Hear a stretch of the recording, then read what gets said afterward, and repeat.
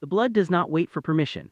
It runs down Zion Arden's wrist in thin, dark lines, soaking into the snow beneath him, turning the white ground rust red in the frozen Connecticut woods. His hands press flat against a small gray wolf pup's chest. The pup is not moving. Its breathing, if it can even be called that, comes in broken, shallow pieces, like a sentence someone gave up on halfway through. The steel trap that had locked around its tiny paw lies open and mangled beside them, forced apart by Zion's bare hands. His palms are shredded, he knows that. He does not look at them. He pushes heat through his hands instead of warmth that is not warmth, life that costs him life, and watches the faint silver glow spread through the pup's gray fur like embers refusing to die. His side screams. 3 days ago, a smuggler's truck clipped him on a dark service road while he was protecting shelter records that could send people to prison.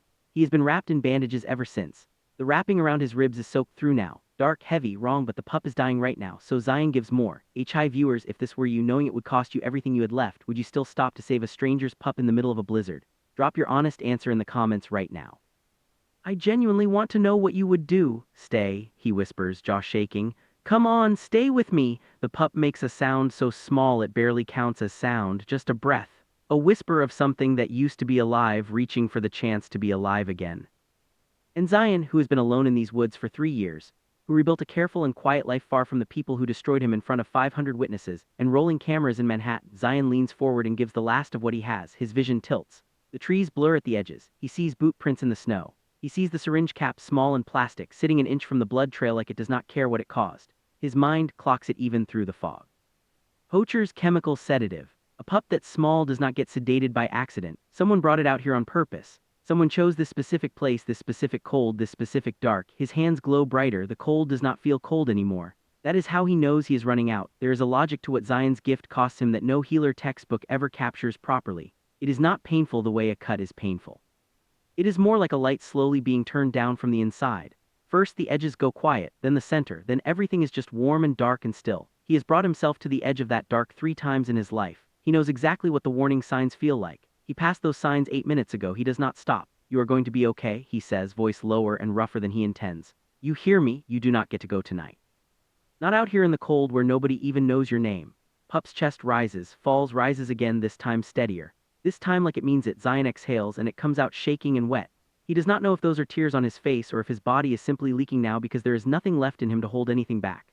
He cups the pup against his chest, pulling it out of the snow, pressing its small warmth against his own fatting body heat. His white clinic shirt is soaked through on the left side, dark with blood that is moving from warm to cold in the way that always counts as a clock. He reaches for his phone. His fingers do not bend right. 3 knuckles are split open from the trap's metal. The screen lights up with 2 missed calls from the shelter, a weather alert and a low battery icon that feels deeply personal. He should call for help. He is about to, then he smells them. It hits him before the headlights do, 3 distinct scents cutting through snow and pine like something his body learned to recognize long before his brain ever agreed to. Cedar, iron, and something older. Something that once made his breath catch before it made him bleed. The headlights sweep through the trees from the east. 3 sets. Moving together, Zion looks up. 3 figures step out from the dark. And the world, the blood, the cold, the pup breathing against his ruined chest, all of it narrows to a single point of impossible recognition. He knows those faces. He has spent 3 years working every day to forget them. Xavier, Damon, Malik, the veiled triplet stand at the tree line, black coats sharp against white snow, their eyes locked on the figure kneeling in the blood-soaked clearing. Every single one of them goes completely still. Xavier's eyes, deep red in the low light, drop to the pup pressed against Zion's chest. Something happens in his face that has nothing to do with composure or control. Something behind it breaks open. Damon's voice comes out cracked, barely a full word, just a name. Quiet as a prayer that arrived 3 seconds too late. Nilo, and Malik is already moving. The name lands in Zion's chest like a stone dropped into still water. He looks down at the pup, the small gray wolf. The one he has been pouring the last of himself into for 40 minutes in a blizzard while his own blood turns cold in the snow beneath him. He looks at the pup's face, the way its tiny ears fold, the silver gray of its fur, the faint marking along its left ear that he noticed but did not stop to think about because he was too busy keeping it breathing. He knows that mark. He saw it exactly once before in a newspaper photograph 3 years ago. A charity announcement. Vale family. Youngest blood heir. The child shifter born at the center of New York's most powerful Pack dynasty. Nilo. The oxygen leaves Zion's lungs in a long, slow wave. Malik reaches him first, dropping to both knees in the snow with no concern for his coat or his watch or the image he carries in every room he has ever walked into. His hands cup the tiny pup's body, and the sound Malik makes when Nilo stirs at his scent and gives one thin, recognizing cry is the kind of sound that men at that level of power, spend their entire lives making certain no one ever hears. Zion tries to stand, his legs decide otherwise. He goes down sideways, catching himself on one palm, and the impact sends a white bolt of pain through his already open side. Damon catches him before he hits the ground fully, both hands gripping Zion's shoulders with a force that is equal parts reflex and something much harder to name, and the contact is so sudden and so close that both of them go perfectly still. 3 years of distance. 3 years of nothing. 3 years of deliberate and careful forgetting. And now Damon's hands are on Zion's shoulders and Damon is breathing like something inside him just woke up against its will. Bleeding, Damon says, flat. Focused, a man anchoring himself to facts because the alternative is losing the room entirely. Zion says nothing. Xavier moves through the clearing in sharp, controlled arcs, scanning the trap, the boot prints, the syringe cap, the blood trail with the attention of someone who has run security operations across 3 states and reads crime scenes the way most people read weather. He crouches next to the syringe cap, lifts it with a gloved hand, holds it to the light. His jaw sets. Someone brought him out here, Xavier says low, deliberate. This was not random. Malik's eyes come up from Nilo and find Zion, golden eyes, steady, wrecked underneath. You healed him, Malik says. It was you. Zion looks at him for exactly 1 second. He was dying, Zion says, 3 words that carry every single thing that has not been said between them in 3 years, pressed into the cold air of that clearing like smoke rising off a fire that never actually went out. Because the triplets know what Zion's gift costs, or they should know, they were there. They watched him drop to a marble floor at their own gala and bleed through his nose, saving a stranger's pup while private doctors stood frozen.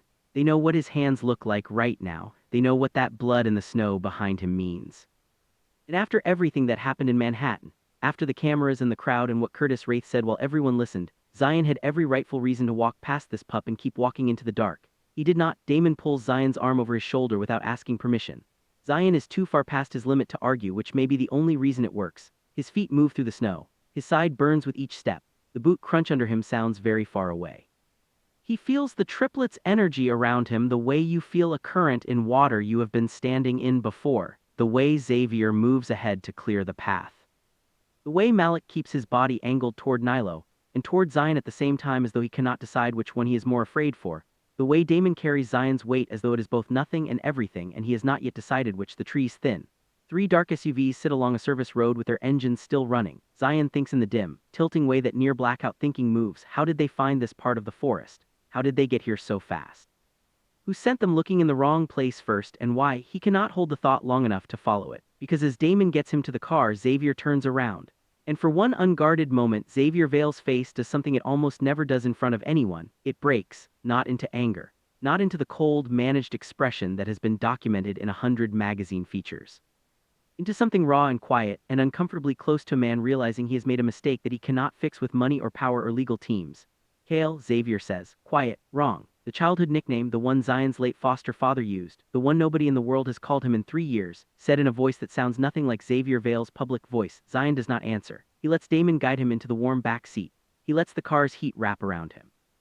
His body begins the familiar and terrible process of shutting down now that the danger has passed and there is finally permission to collapse. His eyes close, and in the very last second before they do, he hears Malik's voice from outside the door, pressed low, urgent, speaking into a phone in a tone that belongs to a man who has not been frightened in years and is frightened now. It wasn't the rivals, Malik says. The trail leads back to us, to our own house. Door closes, and Zion Arden's world goes dark.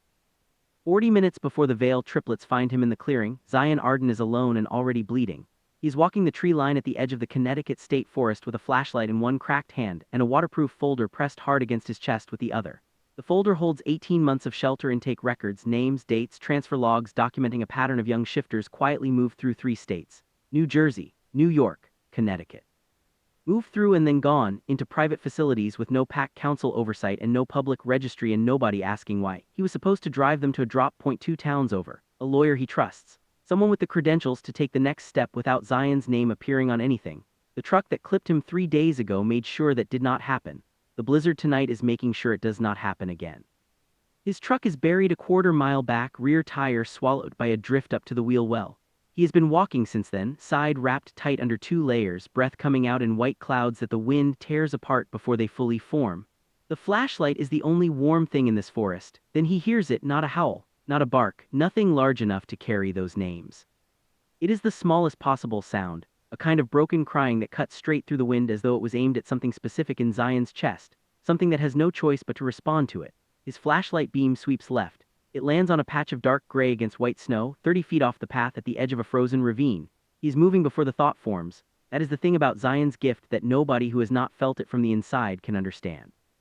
The pull towards suffering is not a thought first. It lives below thinking. His feet move toward it the way most people's move toward warmth or food or the sound of their own name, instinctive, preconscious, not something he chooses.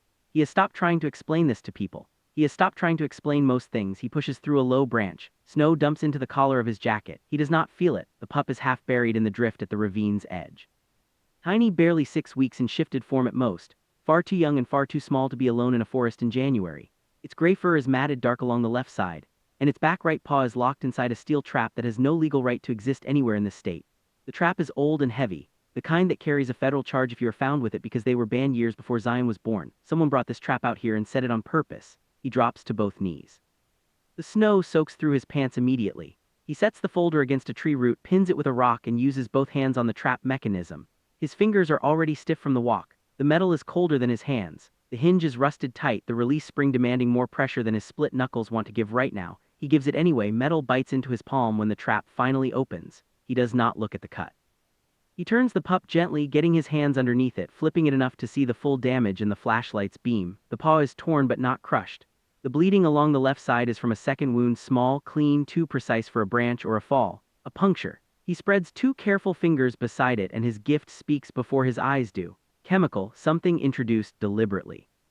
His nose confirms it a second later when he gets his face close enough, faint through the pine and the cold but absolutely there. The flat medical-grade edge of a sedative compound. Someone put this pup to sleep before setting the trap. They carried it out here unconscious, placed it in the trap and left. Zion's hands are shaking when he presses them to the pup's chest, not from cold, from the particular fury of understanding what he is looking at. But fury does not save the pup. So he pushes the fury down to where he keeps everything else he cannot afford right now, and he opens the gate. That is his internal language for it, opening the gate, because it is precisely that, a threshold he crosses where the warmth that his body generates to sustain itself begins moving outward instead, where the bridge between what is failing and what is possible is made of him, where he stops being a body preserving itself and becomes something closer to a wire conducting current. The silver glow starts in his palms, soft first, the color of morning light through a window shade. His side screams the moment it deepens. The reopened wound sends a red flash through his entire left side that makes his breath stutter. He absorbs it, he steadies. The pup's heartbeat nudges upward just slightly, just enough to feel like something. He goes deeper, minutes move that he does not count. His phone buzzes twice in his pocket. He does not reach for it. His breathing narrows into the controlled, measured pulls of someone managing a healing that is taking more than the body would freely give, the kind of transfer that his old mentor used to call borrowing against yourself. You will pay it back, the mentor said. Your body always collects. His body is collecting now. He's aware of it the way you are aware of a balance tipping, not the fall yet, but the point just before it, that specific leaning past center feeling that has only one direction left to go. He does not stop. You're going to be okay, he says, and his voice is lower and rougher than he means it, and closer to breaking than he has let anything get in 3 years. You do not get to leave tonight, not like this, not here. Puffs for park rangers working a blizzard night. Zion goes still. The glow in his hands dims automatically, reflex, something deep and trained that he cannot explain to anyone who has not lived the way he has lived. His gift picks up 3 scent signatures before his eyes adjust to the light. Cedar, iron, something older. Something his body catalogs before his brain finishes waking up to it. And Zion says quietly to the winter air and nobody in it. No, just that, one word, not a question, not a plea. The sound a person makes when the universe presents something so specifically, precisely impossible that the only response is to name it wrong before accepting that it is real. The headlights reach the clearing's edge, the first door opens. And everything that Zion has spent 3 years carefully building, the distance, the quiet, the deliberate ordinary life constructed in the exact shape of someone who has moved on, starts to come apart at the seam. Zion wakes to warmth that does not belong to him. He registers it before his eyes open, the blanket weight across his body, the dry heat from a vent somewhere above his head, the specific silence that only exists inside 4 walls with good insulation and not outside in a Connecticut winter. His brain runs its catalog in the first 2 seconds. Then his body sends its own report, left side, wrapped, not his wrap, cleaner, tighter, medical-grade compression that somebody who knows what they are doing applied while he was unconscious. Hands, gauze on both. Fresh, mouth dry. He opens his eyes, the ceiling is high. Dark exposed wood beams, a light fixture that costs more than 3 months of the shelter's full operating budget. He turns his head. Stone fireplace, real fire not gas, an armchair. And sitting in that armchair with his elbows on his knees and his fingers pressed together and his eyes fixed on the floor in the particular way of a man mid-argument with himself, is Damon Vale. Damon's head comes up the moment Zion shifts. Their eyes meet. Neither of them speaks. 3 years of silence does not release with a word or two. It builds pressure, real pressure, the kind that fills a room like a third person sitting between the two who are actually present. It takes up space.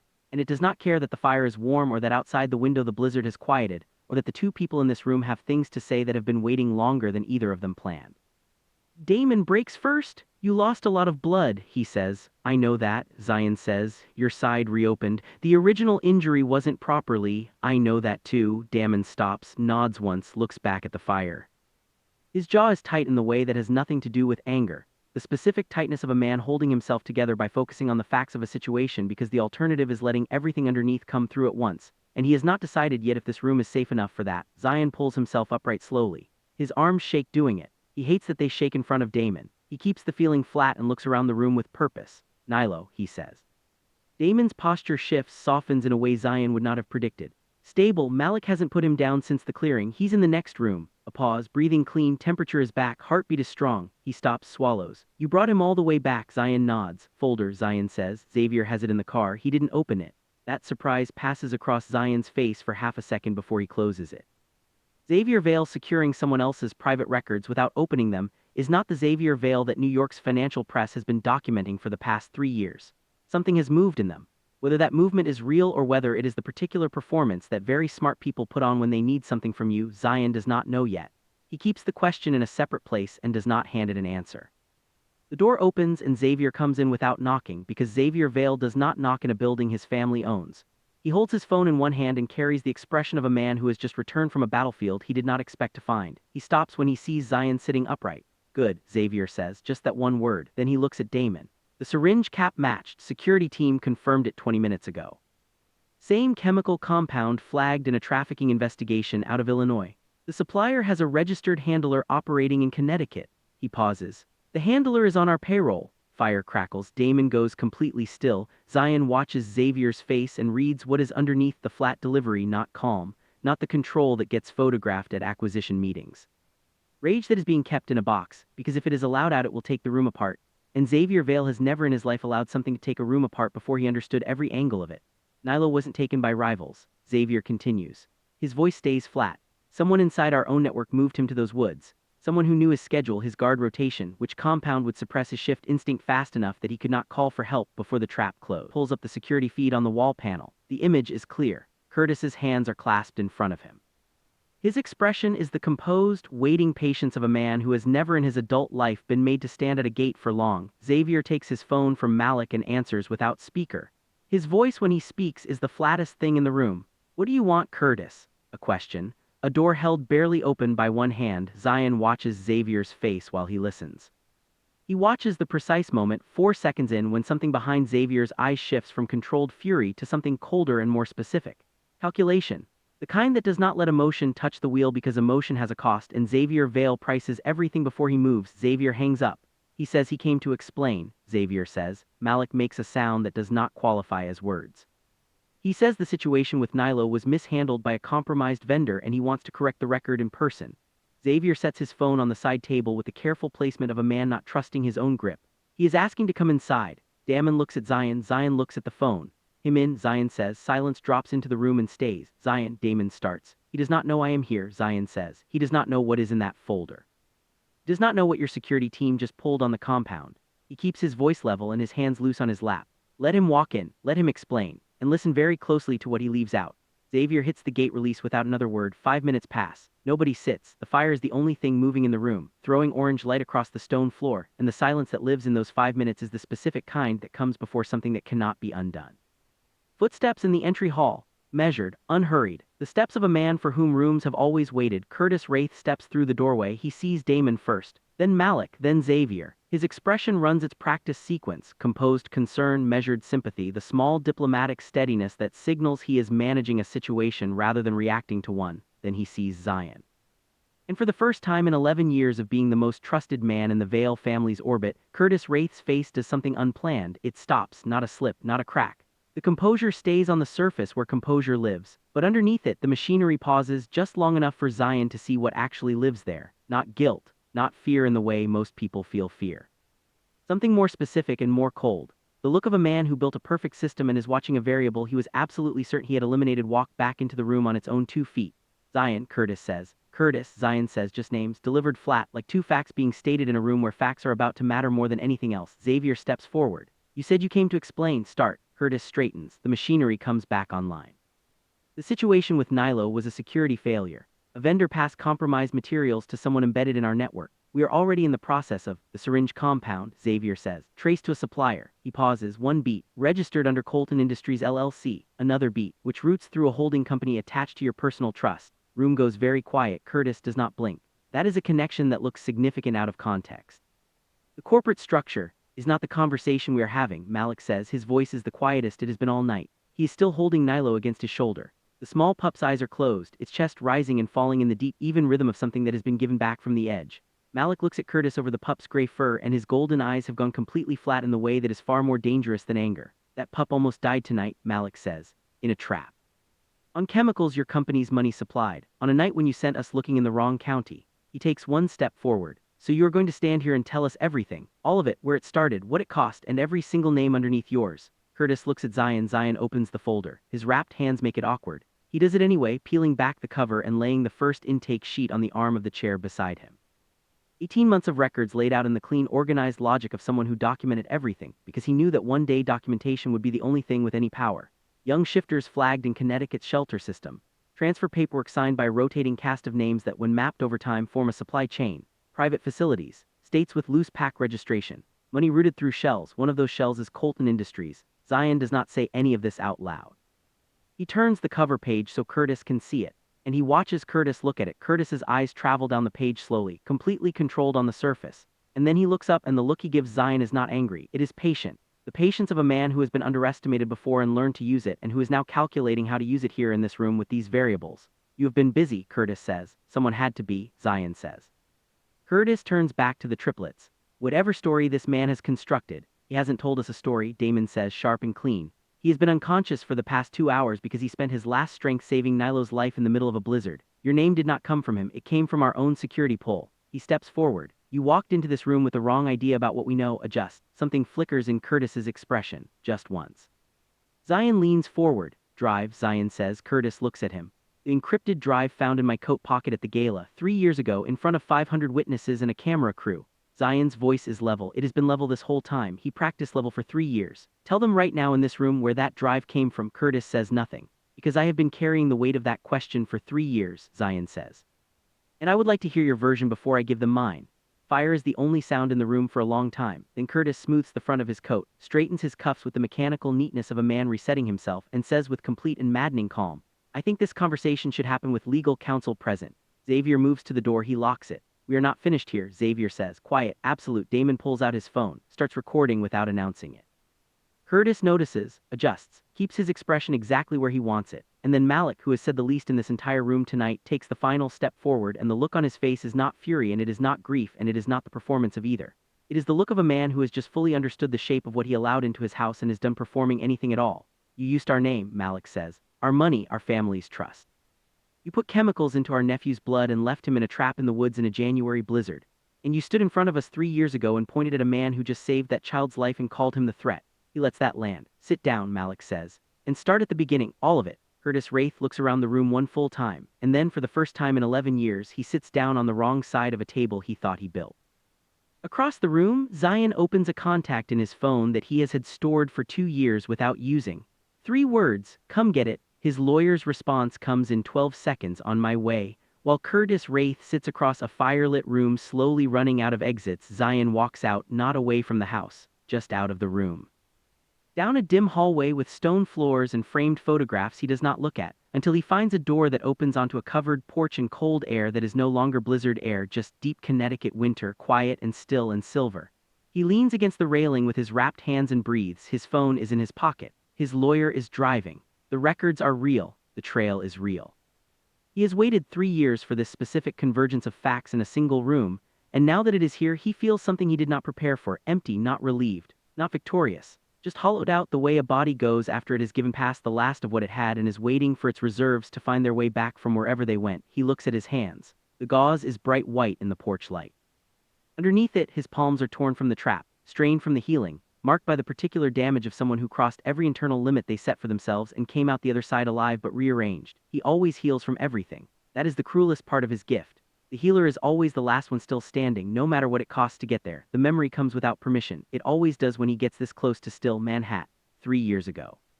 The same month, January, the gala was held in a building that cost more per square foot than most people's entire apartments, funded by the Vail Family Foundation and attended by every tier of New York money. Zion had been brought in quietly as a last-minute medical resource by the event's director after word spread through Connecticut fundraising circles about what he did for a pup at a charity event 3 weeks before. It was not an official invitation. He wore a second-hand black suit that was tailored clean and the small silver wolf charm his foster father left him, the only thing the man left him, at his throat. He was not supposed to matter at that event. He was specifically not supposed to be noticed, but the triplets noticed. He felt them before he saw them, that cedar and iron and something older signature hitting his senses the way a key finds a lock that did not know it had one. He was standing near the back of the room with a glass of water and a conversation with the medical director when all three Vail triplets entered through the main doors, and every single person in that ballroom rearranged their body language the way tall grass moves when a wind passes through. Zion did not rearrange. He simply noticed them. And then Xavier looked across the crowd and found him, not the accidental eye contact of a large room, the specific certain landing of a gaze that did not stumble into its target but arrived there directly. Xavier's red eyes held Zion's for 3 full seconds. Then Xavier looked away, but his jaw had changed. Zion looked back at his water glass. He thought that was the end of it. The next hour told him otherwise.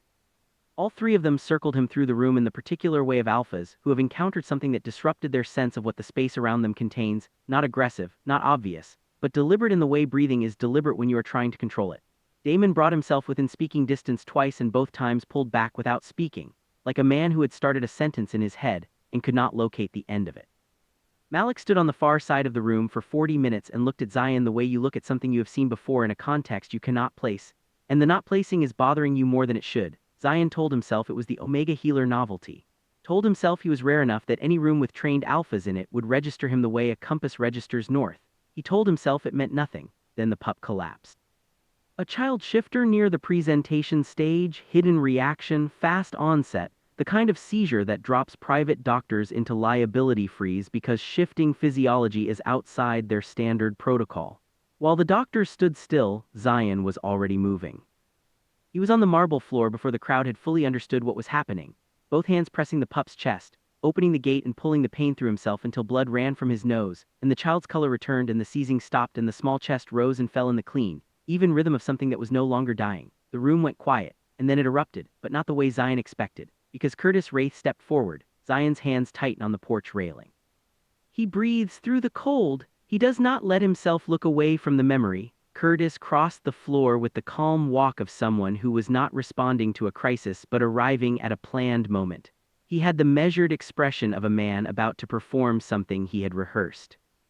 He told the room, in the reasonable and precise voice of someone presenting information rather than making accusations, that Zion's presence at the event had not been fully cleared through security, that an encrypted drive had flagged in a pre-event screening of attendee bags, and that given the triplets' particular and visible reaction to the Omega Healer throughout the evening, there were serious concerns about deliberate manipulation of bond instincts. He used that exact phrase. Manipulation of bond instincts, in front of 500 people who knew exactly what it meant and exactly what it implied and exactly what it made Zion in that room the moment the phrase was spoken. Security reached Zion before he had finished standing up from the marble floor. They asked him to remain still, in front of the cameras, in front of the crowd. In front of the triplets who were watching from across the room, with expressions that Zion has turned over in his memory more times than he can count, trying to read what was real in them and what was performed. They searched his coat, and they pulled an encrypted drive from the inner pocket, small, black, nondescript, and held it up in the light. Zion had never seen it in his life. He was looking at it for the first time in that moment. He knows this the same way he knows his own heartbeat. He has never doubted it, but the room did what rooms full of power always do when someone with more of it points at someone with less.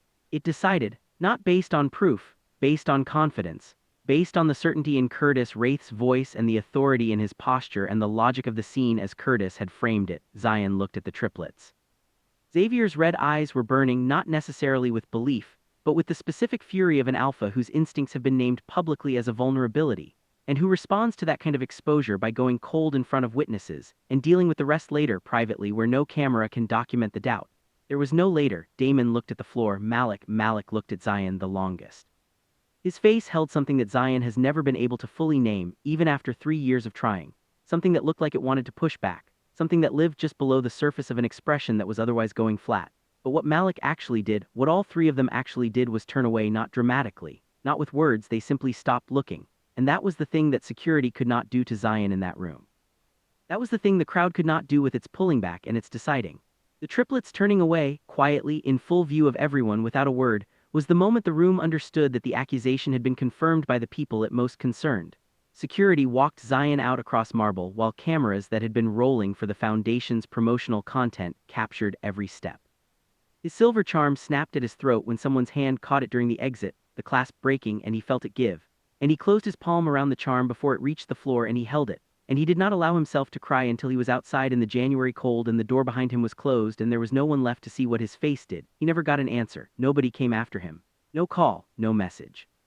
No inquiry from anyone in the Veil organization asking whether the drive was actually his, or how it came to be in his coat, or whether perhaps a man who bled through his own nose saving a child in front of 500 witnesses deserved at minimum a question before a verdict. He rebuilt instead. He moved west. He found the shelter. He started the records.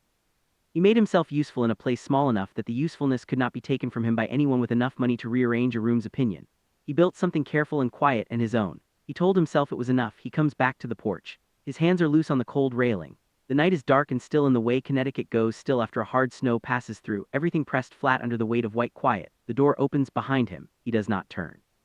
He knows from the scent, cedar, the specific weight of footsteps that move the way someone moves when they are approaching something they are not sure will let them get close. Damon stands beside him at the railing. He does not touch Zion. He stands at a distance that is careful and honest and does not pretend to be less than what it is, a man standing as close as he has earned the right to stand, which is not very close, and knowing it. A long time passes. The kind of long that is not comfortable but is true. Then Damon says, "We never looked for you." Zion says nothing. After that night, Damon says, his voice is low and stripped of everything that usually lives in it. "We had questions. I had questions even then standing in that room, but I chose to take Curtis at his word and not find you, not call, not ask what actually happened." He stops. "I chose that because it was easier, and I knew in the moment that I was choosing it because it was easier." He stops again. "Let it be easy anyway," he says. Zion turns his head just enough to look at Damon's profile in the porch light. He looks older than the photographs. He looks tired in a way that has nothing to do with tonight and everything to do with what a person carries when they have made a decision they cannot justify and have to live inside it anyway. "Do not need you to apologize," Zion says. Damon looks at him. "Yet," Zion says, "I need you to make it right." Those are not the same thing. A pause that holds more weight than most sentences.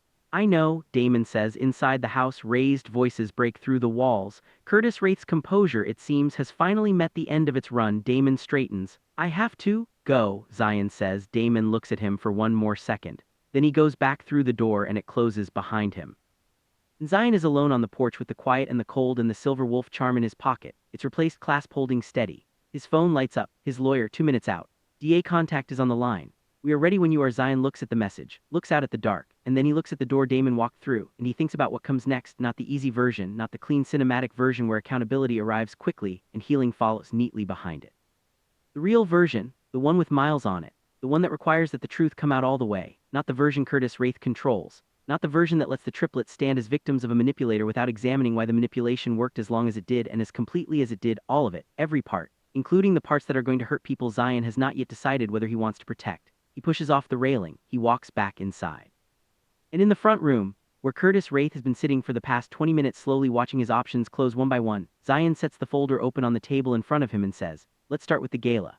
The night you put that drive in my pocket, and let's go from there." Curtis looks at the folder. He looks at the triplets standing in a line behind it. He looks at Zion's face. And for the first time since he walked through the gate tonight, Curtis Wraith does not reach for a word.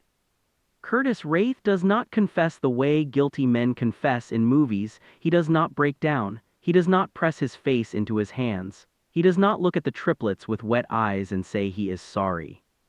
He sits in that chair with his coat still buttoned, and his wrists still loose and his expression still managing itself, and he begins to speak in the measured, careful tone of a man who has decided that the best available move is to give just enough truth to look cooperative while keeping the most important parts sealed behind the kind of language that sounds like honesty from the outside. Zion recognizes it immediately. He has spent 18 months reading intake documents written by people doing the exact same thing, releasing partial information with the confidence of someone giving everything, knowing the gap between partial and complete can only be found by someone patient enough to map it. Zion is patient. He sits across the table with his wrapped hands loose on his knees, and his lawyer, Priya Akafor, beside him, sharp-eyed and quiet in the way of someone who spent 12 years in federal prosecution before going private, and who does not need to perform attentiveness because attention is simply where she lives. She arrived 6 minutes ago. She has already read the folder. She has already spoken to the DA contact in a voice too low for anyone across the room to catch. She sets her phone to record on the table without asking Curtis's permission, and Curtis looks at it once and then does not look at it again, which tells Zion everything about where Curtis's calculation is landing. He's not trying to stop the record, he's performing for it. Arrangement with the supplier was operational, Curtis says. It was never intended to involve the heir directly. That was a miscommunication in the chain that I take full responsibility for managing poorly. Managing poorly, Xavier says. Instruction was to move the shifter population through the Connecticut facility for evaluation. Children, Malik says low, flat. You moved children, Curtis pauses, adjusts. Young pack members requiring specialized assessment outside the standard council framework. The facilities were staffed and the facilities were unregistered, Priya says. Curtis looks at her. 3 of the 4 facilities listed in Mr. Arden's documentation have no pack council registration, no state shifter welfare filing, and no licensed oversight personnel on record, she says, in the specific tone of someone reading from a document they have already memorized. The 4th has a registration that expired 8 months before the first intake record in this folder. So when you say evaluation, I need you to be specific about who was evaluating, under what authority, and where those young people are right now. Silence, real silence this time, not the waiting kind. The kind that comes when a question lands in a room and the only person who can answer it knows that the answer is the door closing on everything he built. Curtis looks at the folder. Zion watches him look at it, watches him calculate. Watches the precise internal moment when Curtis Wraith, who has outmaneuvered smarter people than most of the ones in this room across 30 years of operating in spaces where truth is a resource to be rationed, reaches the edge of the calculation and finds nothing beyond it.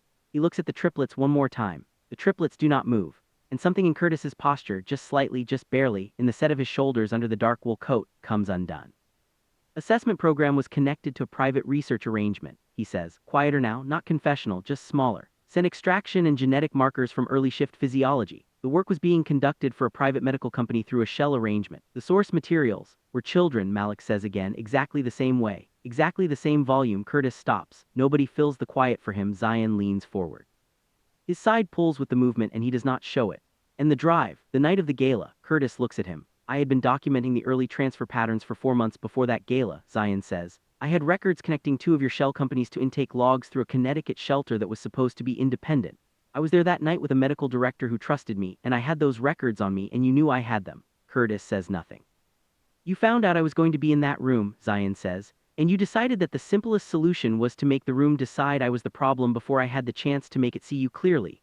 Fire has burned lower. The room is darker than it was an hour ago. You had someone plant the drive in my coat during the event, Zion says, while the crowd was watching the presentation, before the pup collapsed. You had the accusation ready before the crisis happened, because you needed a reason to remove me from that room that the triplets would accept without investigating further. Curtis Wraith looks at Zion Arden across a firelit room in the Connecticut house of the family he served for 11 years, and he says, you cannot prove the placement. A denial, a boundary, a last wall. Priya opens her own folder. She slides a single printed page across the table. Security footage from the gala, enhanced and timestamped. 47 minutes before the pup collapsed. A member of your personal security detail is visible in Mr. Arden's coat check area for 11 seconds. The drive in question matches a batch of encrypted hardware purchased under your assistant's corporate card 8 days prior. She pauses. Would you like to see the purchase record? Curtis looks at the page. He looks at it for a long time, then he looks at Xavier. And what lives in that look is something Zion has never seen on a man like Curtis Wraith before, the final letting go of the version of events he controlled. Not remorse, not even full defeat, but the specific and absolute exhaustion of a man who has maintained a structure for so long that when it finally comes apart, the effort of holding it was the only thing keeping him upright, and without it, he has nothing left to stand on. I want to speak to my attorney, Curtis says. Your attorney is going to need to know where those young shifters are, Priya says. That conversation should happen quickly. Xavier opens the front door. 2 of his security team step in, not rough, not theatrical. The clean, certain movement of people who have been waiting outside and have clear instructions. Curtis stands. He buttons his coat. He straightens his cuffs with the same mechanical neatness as before.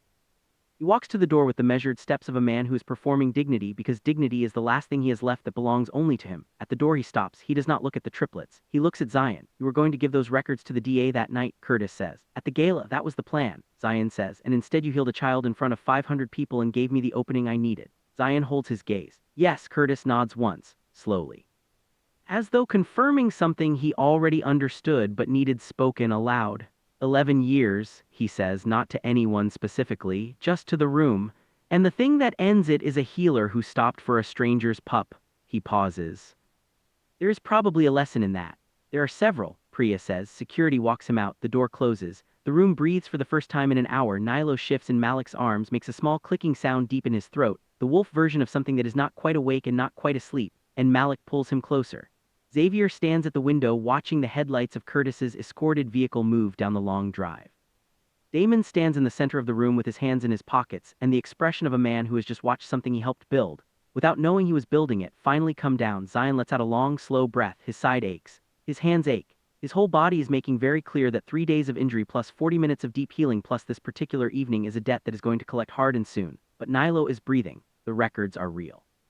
And for the first time in 3 years, Zion Arden is standing in a room where the truth is the largest thing present. That is enough for tonight. The morning after the longest night of his life, Zion wakes up and tries to leave. He's already dressed before anyone else in the house is moving. His clinic jacket over the fresh compression bandage, his boots laced, the folder under his arm, the silver charm at his throat with its repaired clasp holding steady. He makes it to the entry hall. He makes it to within 6 feet of the front door. Then Malik steps out of the hallway on the left, fully dressed, Nyla walking beside him in human form, small and barefoot on the stone floor, wearing what appears to be one of Xavier's dress shirts rolled to the elbows and hanging to his knees. The child is 6 years old in human form, with the same gray eyes he has in wolf form, and he looks at Zion with the complete and unself-conscious attention of a small person who has decided that a specific adult matters. Nilo crosses the room, takes Zion's wrapped hand in both of his small ones and holds it. He does not say anything. He just holds it. Zion looks down at him. He is not prepared for this. He has not been prepared for any part of this, but this particular moment, a child holding the torn-up hands that saved him, without a word, without being told to, simply because his body apparently decided to, and a 6-year-old does not yet have the mechanism to overthink what his instincts tell him, arrives in Zion's chest in a way that his 3 years of careful distance had not built any armor against. He breathes through it. Malik stands in the hallway watching. Not with the soft, managed expression of someone performing a moment. With the honest expression of a man who has been awake for most of the night sitting beside a child he almost lost and has not yet found the place inside himself where he can put what that almost means. He won't let me carry him, Malik says. Been walking on his own since 6 this morning, keeps going to the window. Pause. He went to your room first, stood outside the door for a few minutes, then came and got me. Zion looks at Nilo. How do you feel? Nilo considers the question with the serious gravity of a child who takes questions seriously. Better, he says. My paw still feels big. That will pass, Zion says. In a day or two. Will you be here in a day or two? The question lands clean and direct, the way only a child's questions do. Zion opens his mouth. Damon walks in from the kitchen doorway before he finds the answer. He is carrying 2 mugs of coffee and wearing a look of someone who anticipated this exact moment and made a decision about it before he arrived. He holds 1 mug out to Zion. You weren't going to say goodbye, Damon says. I was going to call, Zion says. You were going to call, Damon repeats, not mocking, just receiving the information and laying it next to the truth of the situation so everyone present can observe how they fit together. Nilo looks up at Zion. Zion takes the coffee. He does not take off his jacket. He stands in the entry hall with the coffee in one wrapped hand and the folder under his other arm and a 6-year-old holding his wrist, and he looks at Damon and says, I need to be at the shelter by noon. I have 2 cases that haven't been transferred and a staff member covering alone. Xavier's already on it, Damon says. He called the shelter director this morning. Cases are covered for 3 days. Zion stares at him. You called my shelter, Xavier called. With your name, he may have slightly overstated his involvement in your medical situation to explain the absence. Cannot do that. He's done it. Nilo tugs gently on Zion's wrist in the way of a small person who has been patient long enough and would like the large people to stop going back and forth. Zion looks down at him. Nilo looks back up with the silver-gray eyes that watched him from the snow last night, exhausted and barely there, reaching for something to hold. This morning they are clear. They are present. They are looking at Zion the way things that have been brought back look at what brought them, not with gratitude as a performance, but with the uncomplicated recognition of something that simply knows where it is safe. Zion sets the folder on the entry table. He does not take off his jacket, but he stops moving toward the door. 3 days, he says. Damon's face does not shift into relief. It shifts into something quieter and more honest, the expression of a man who asked for something he was not sure he deserved and received it, and is not going to cheapen that by celebrating it in the wrong way at the wrong time. 3 days, Damon says. Xavier comes through the main hall at speed, phone already at his ear, jacket on, the energy of someone who has been in motion since 4 in the morning and has covered a significant amount of ground. He looks at Zion in the entry hall, registers the folder on the table and the jacket still on, and makes a rapid internal calculation. Da's office wants the folder originals by 2, he says to Zion and Priya equally. Priya already knows. Pack Council contacted us 20 minutes ago. Someone on Curtis's network made a call this morning before we got him secured, and a second party is now attempting to move records out of the Connecticut facility. He pauses. We need someone on the ground at the facility by 11. Damon says. Us, Xavier says. And Zion, because the intake records match Zion's documentation and the facility director is going to claim they do not without someone who can walk them through every single match in the folder in real time and not let them manage the narrative. Zion picks up the folder, he looks at it, he looks at Xavier. 3 years of distance between them and Xavier is asking him to walk into a room together and fight for the same thing. Not with an apology first, not with a formal acknowledgement of everything that was broken, just with the practical and forward-moving logic of someone who has identified the most important thing in front of them and is asking the most qualified person in the room to help him get to it. Zion thinks about the 18 months of records, the young shifters. The names in the intake logs that are not abstractions or case numbers, they are children. Children whose location is currently uncertain, and whose safety depends on the next few hours going the way they need to go rather than the way Curtis Wraith's remaining network wants them to go. He thinks about Nilo's hand on his wrist last night. He thinks about the paw caught in the trap. The particular fury he felt when he understood what the syringe cap meant. He looks at Xavier. I drive, Zion says. Xavier blinks. I drive, Zion says again. My truck is back on the service road. You get it out of the drift and I drive to the facility. Your team follows. He holds Xavier's gaze. You do not walk ahead of me in that building. You do not speak first in that room. You let me set the terms with the director and you support what I present, not the other way around. A pause that is exactly as long as it needs to be. Agreed, Xavier says. Malik looks at Damon. Damon is not looking at either of them. He is looking at Zion with an expression that carries something behind it, something that is trying to find a way out and does not yet have the language for it. The expression of a man who has been building toward a conversation for 3 years and keeps finding that the moment for it is always just barely not yet. Nilo tugs on Zion's wrist again. More insistent now, Zion crouches down to the child's level. I will come back, he says. Tonight, promise, Nilo says. Zion looks at him. The word sits in the air between them and does not move, not light, not easy, the full weight of what a promise costs in the mouth of someone who has spent 3 years keeping his word only to himself because there was no one else close enough to keep it to. Yes, Zion says. Nilo nods once. The solemn nod of a child who has accepted a contract. He releases Zion's wrist, and as Zion stands and turns toward the door, he does not see Damon press one hand flat against the wall behind him, steadying himself. He does not see Malik look at the ceiling for a brief private second. He does not see Xavier look at his phone and then set it face down, which Xavier Vale never does, because the number calling is not a number any of them are ready to deal with yet. The number belongs to a name none of them have said out loud this morning, a name that is not Curtis Wraith, a name that is one level above him in the chain that the records have been pointing toward all along. The Connecticut facility is a white building that looks like a wellness center from the outside, clean lines, landscaped entry, a sign near the road that says Northfield Developmental Services in the specific sans serif font of something designed to appear clinical and calm at the same time. From the road it looks like the kind of place that holds community health seminars on Tuesday evenings and is staffed by people who drive sensible cars and bring their own lunches. From the inside, it is a place where young shifters were processed, documented, and transferred without their pack councils knowing they were there. Zion knows this before he parks the truck because his own records told him. He has driven past this building twice in 18 months without going in, waiting until he had enough documentation to make a walkthrough impossible to dismiss or deny.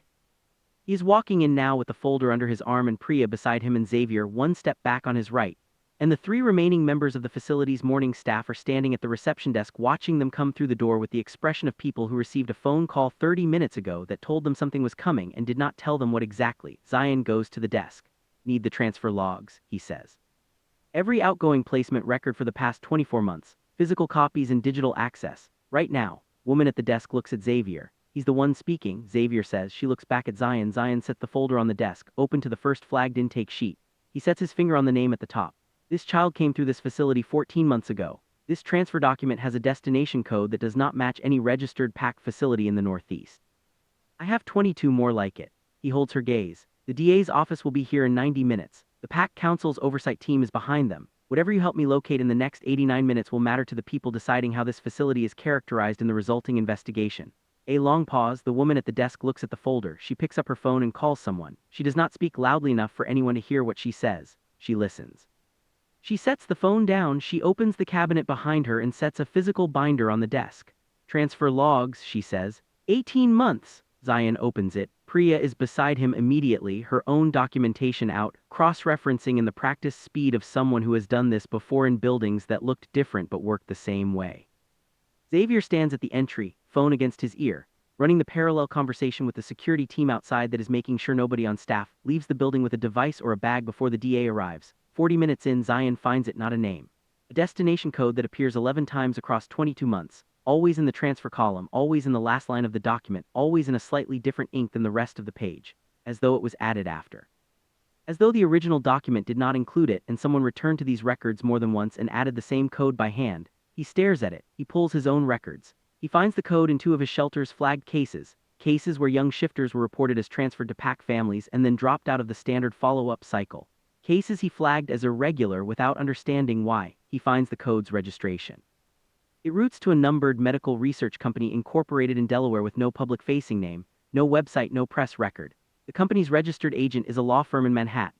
The law firm's client list is not public, but the firm's name, Hastings and Caraway Associates, appears in a footnote on the Vale family's corporate structure documentation from 6 years ago as the entity managing a now-dissolved subsidiary. Zion looks up. Xavier, he says. Xavier comes off his phone. Zion holds up the page with the code. He holds up the registration document. He holds up the corporate footnote. Xavier takes all three. He reads them standing up the way he reads everything fast, total, already building the structure while his eyes are still moving. His face goes very still. This is not Curtis's company, Xavier says. No, Zion says. Law firm. Represented someone in your corporate structure 6 years ago. Before Curtis had the level of access he built, Xavier sets the pages down on the desk. He sets both hands flat. He stares at the wall behind the reception desk for exactly 4 seconds, long enough for Zion to understand that Xavier is not processing new information. He is processing the moment when information he already had in fragments assembles itself into a shape he can no longer pretend he did not see. My father's attorney, Xavier says, before the estate transferred. Before we took over the operating structure. Silence. Priya looks at Zion. Zion looks at the pages. The Vale family's late patriarch, a man who died 3 years ago, whose estate passed to the Triplets, whose prior corporate arrangements were managed by people who remained in the family's orbit long after his death. Curtis Wraith was not the beginning of this. Curtis was the continuation. The current manager of an arrangement that was already running before the Triplets ever touched the operational controls of their own family's empire. They did not build this, but they inherited it, and they kept the people who built it employed and trusted and close. Xavier steps away from the desk. His jaw is working the way it works when he is holding something down that needs held down, or everything will stop running the way it needs to run. He walks to the window.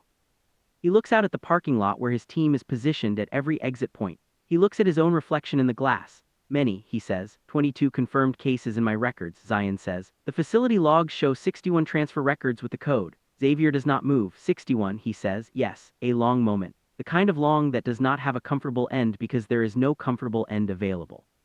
Just the truth of it, sitting in a white room in a building that looked like a wellness center from the road. Then Xavier turns around. His face has moved past the calculation, past the management, past the version of himself that appears in boardrooms and acquisition meetings and every room where power is performed for an audience. His face is the face of a man who has reached something underneath all of that and found it solid enough to stand on. I want every child located, he says. Every single one, whatever it costs, whatever corporate structure has to be dissolved or exposed to get there. It starts today. He looks at Priya. Tell me exactly what you need from us to make that happen. Priya does not hesitate. She pulls out her legal pad. She starts listing. Xavier listens to every word. And Zion watches the man who once turned away from him in a Manhattan ballroom stand in a white room in Connecticut and begin the work of dismantling something his own family's name is written into, not because it is easy, not because it is good for the public image, not because there is any clean or comfortable version of this road ahead.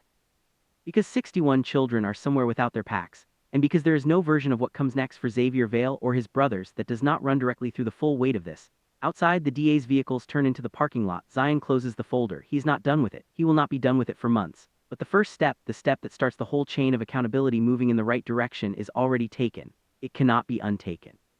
He looks at Xavier. When we are done here, Zion says, we talk about the gala. Xavier looks at him. Yes, he says, we do. They walk out to meet the DA together 3 weeks after the Connecticut facility is sealed and the first 6 children are located and returned to their packs. Zion drives back to the shelter, not because he was told to.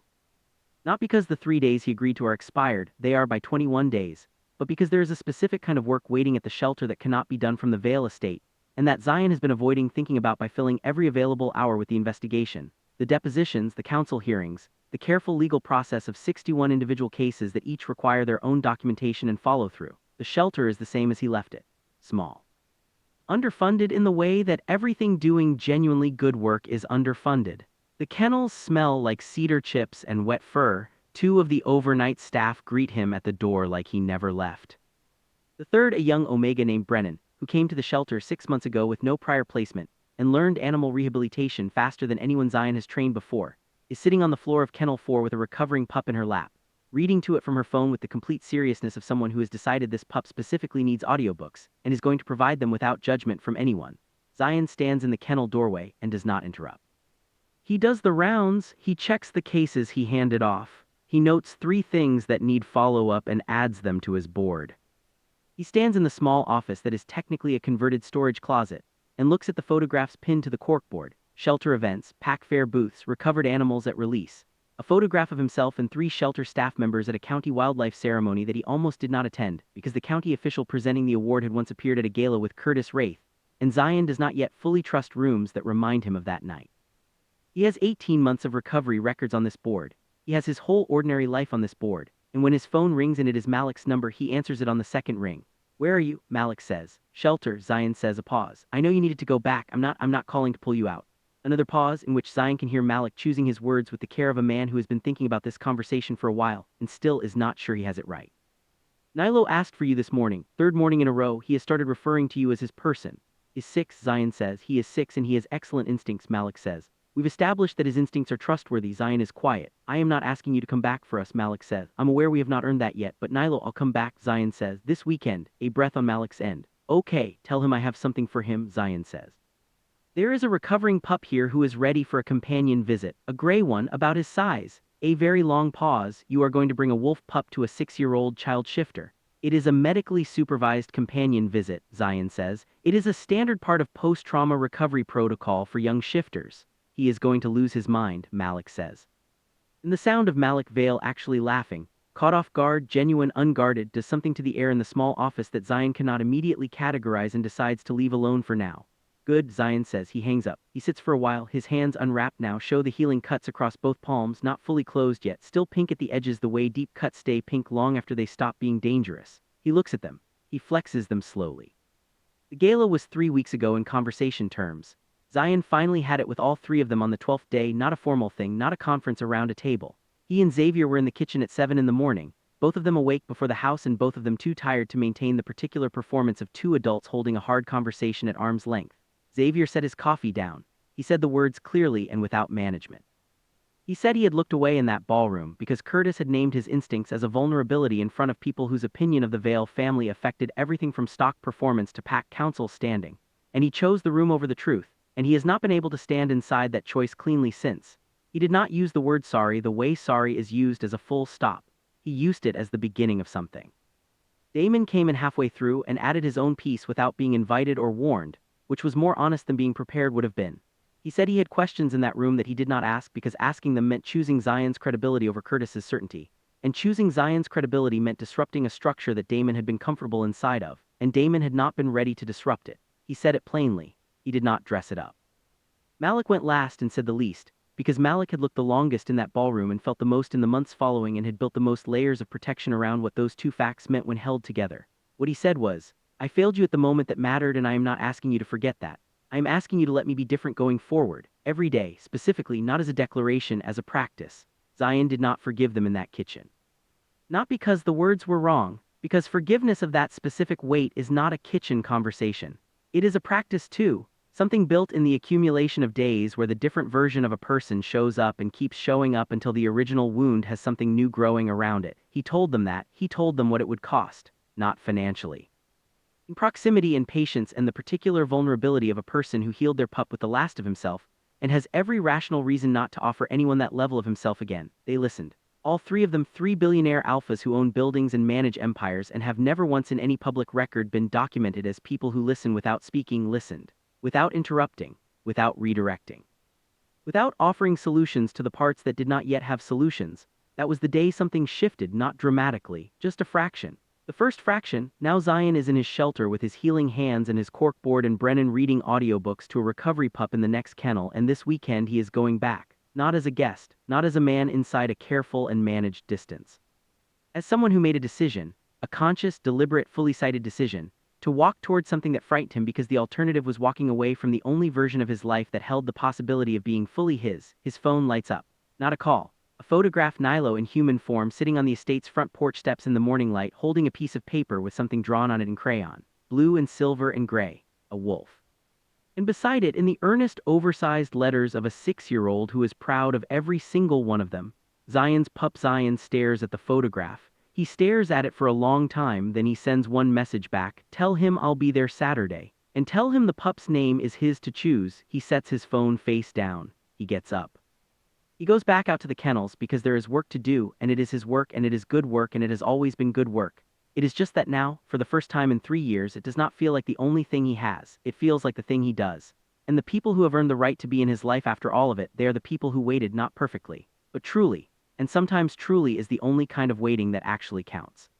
Spring arrives in Connecticut the way it always does, not with announcement, not with a single moment that marks the change, but slowly and without permission, pushing up through the cold in thin green lines along the base of the stone walls and the edge of the estate's long drive until one morning the yard is simply different, and no one can say exactly when it happened.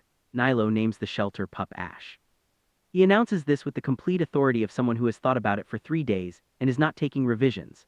Ash is smaller than Nilo in both forms, female, gray with a white marking along her left ear that Nilo insists matches the scar on his paw from the trap, which the adults in the room exchange a look about and then let stand because he is not wrong, and because some things a 6-year-old sees clearly are true in ways that do not require explanation. The companion visit becomes a weekly thing. The weekly thing becomes a reason for Zion to drive out on Saturdays. And then Saturdays extend to Sunday mornings, and Sunday mornings develop the particular shape of something that is not a visit anymore, but simply a rhythm coffee on the estate's back porch, while Nilo and Ash tear across the yard in the April light. And someone always burns the first round of toast and nobody talks about it because the not talking has become its own kind of comfortable. 61 cases take the better part of 6 months to fully resolve. 38 of the children are returned to their original packs. 14 are placed with verified foster packs through a council-overseen process that Priya helps design, and that Zion consults on because there is nobody in the Northeast with more practical experience in shifter foster placement than the man who has been doing it quietly in a shelter nobody important noticed for 3 years. 9 cases are still active pending location, but the chain is broken. The supply structure is shut. The shell companies are dissolved. The registered agent law firm is under federal review. Curtis Wraith's cooperation, offered in the slow and measured pieces of a man rationing what he has left, is used to locate 4 of the 9 remaining children in the first 2 months. The name above Curtis, the one Xavier saw on his phone the morning after the blizzard, belongs to a private investor with no public PAC affiliation whose connection to the original corporate structure goes back 17 years. To a business arrangement made by the Vale patriarch before any of the triplets were old enough to understand what the family's money was touching. That name takes longer. It takes 8 months, a full federal investigation, and a sealed PAC council hearing that Zion testifies at in a room where Xavier, Damon, and Malik are seated in the witness gallery, not as interested parties managing a crisis, but as members of a family taking full accountability for what their name covered.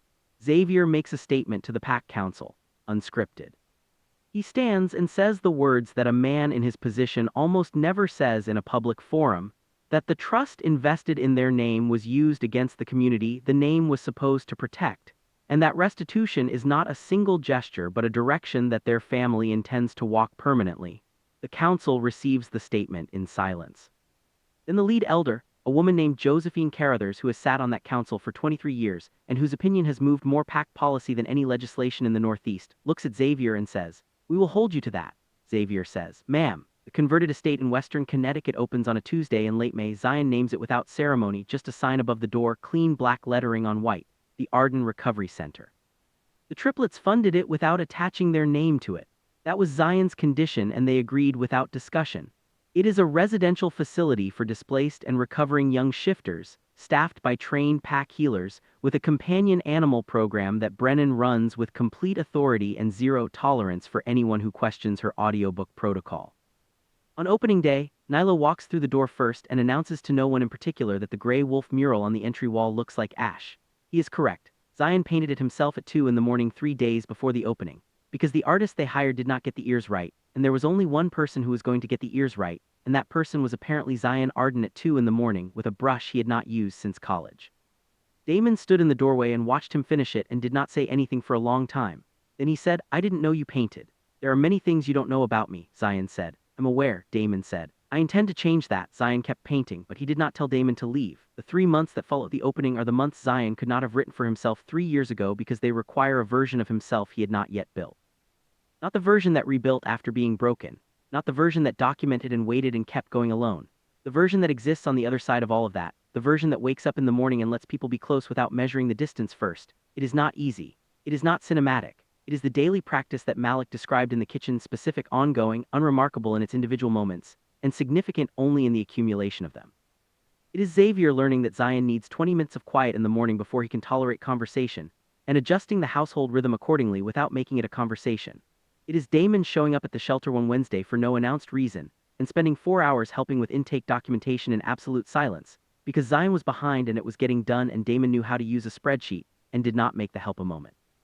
It is Malik sitting on the porch on a Sunday evening while Nilo sleeps inside, asking Zion what his foster father was like, not as an opener to something else, just because he wanted to know.